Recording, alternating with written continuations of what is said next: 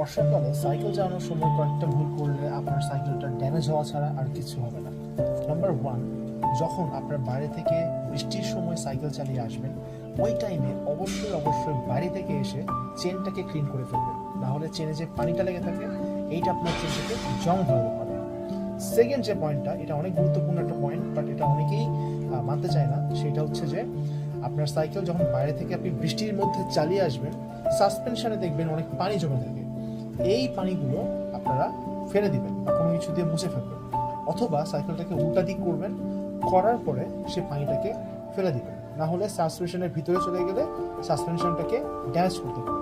Number 3 যে পয়েন্টটা, সেটা হচ্ছে যে ক্যাসেট যদি অ্যান্টি রাস্ট প্রুফ না হয়ে থাকে তাহলে বৃষ্টির পানি এবং রাস্তার নোনা পানি মিলে আপনার ক্যাসেটটাকে মরিচায় আক্রান্ত করতে পারে। সুতরাং বাইরে থেকে এসে অবশ্যই আপনার সাইকেলটাকে ক্লিন করে ফেলবেন, ভালো কিছু দিয়ে মুছে ফেলবেন, অন্তত এই 3টা পয়েন্ট। Thank you.